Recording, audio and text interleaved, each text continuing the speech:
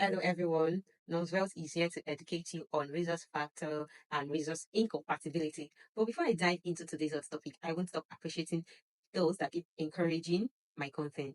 So today, I'm going to be discussing Rhesus Factor and Rhesus Incompatibility. How does a fetus get the Rhesus Factor?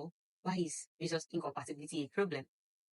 How do Rhesus antibodies develop? When do Rhesus antibodies cause problem? Can a rhesus antibodies develop when a pregnancy is not carried to term? What is rhesus immunoglobulin? When would I need to take rhesus immunoglobulin? So these are everything I'll be discussing with you all. So sit back, let me educate you all. So, what is rhesus factor? The rhesus factor is a protein that can be found on the surface of red blood cells. If your blood cells have this protein, you are rhesus positive. If your blood cells do not have this protein, meaning you are rhesus negative. The positive or negative part of the blood type, such as O positive, A negative, refers to your rhesus factors. So most persons would say, how does this affect pregnancy? During pregnancy, problems can occur if you are rhesus negative and your fetus is rhesus positive. Treatments can be given to prevent these problems. I hope you all are aware.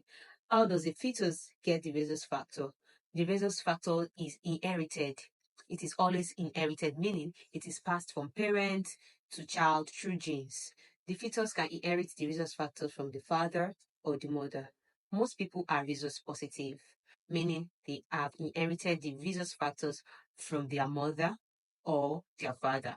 If a fetus does not inherit the rhesus factor from either of the mother nor the father, then the fetus is rhesus negative. So when a woman is rhesus negative and a fetus is rhesus positive, it is called rhesus incompatibility. That is what we'll be discussing now. So what is rhesus incompatibility? What is rhesus incompatibility? Why is it a problem? Is rhesus incompatibility a problem?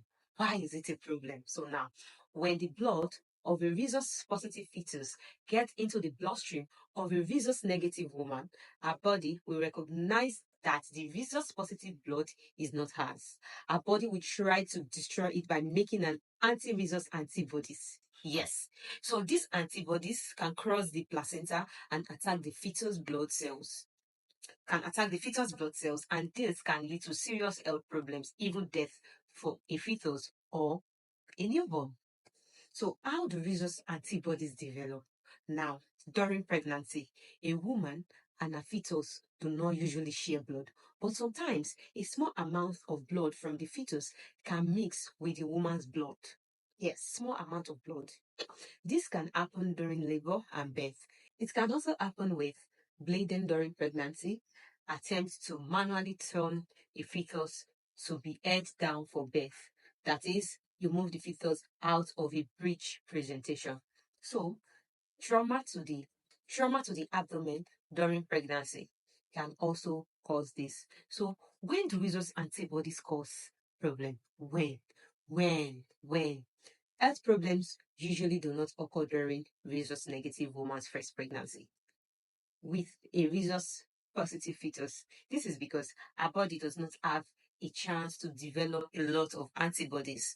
But if treatment is not given during the first pregnancy and the woman later get pregnant again with a rhesus positive fetus, she can make more antibodies.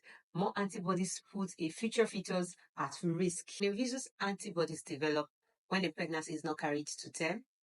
Yes, a rhesus negative woman can also make antibodies after miscarriage, ectopic pregnancy, induced abortion. If a rhesus negative woman gets pregnant after one of these events and has not received treatment, a future fetus may be at risk of problems if it is rhesus positive. So now, let us talk about the medication called Rhesus immunoglobulin. So, what is Rhesus immunoglobulin? Rhesus immunoglobulin is a medication that stops the body from making rhesus antibodies if it has already made them. This can prevent severe fetal anemia in a future pregnancy. Rhesus immunoglobulin is given as an injection. So, if you are in this situation, talk with your caregiver about whether you need rhesus immunoglobulin and when you might be given this medication. it is not helpful if your body has already made rhesus antibodies. The greatest chances that the blood of a rhesus positive fetus will enter the bloodstream of a rhesus negative woman happens during delivery. So rhesus immunoglobulin prevents a rhesus negative woman from making antibodies that could affect a future pregnancy. So the treatment is good only for the pregnancy for which it is given. Each pregnancy and delivery of a rhesus positive baby require a repeat dose of rhesus immunoglobulin. Are there other times when I might need rhesus immunoglobulin? Yes. A dose of rhesus immunoglobulin may also be needed in these situations, such as after an ectopic pregnancy, miscarriage or abortion, after amniocentesis, CVS, fetal blood sampling, or fetal surgery. So those are the times you need rhesus immunoglobulin. So if you had bleeding during pregnancy, if you had trauma to the abdomen during pregnancy, you also need rhesus immunoglobulin. If attempts were made to manually turn a fetus from a breech presentation, you need rhesus immunoglobulin.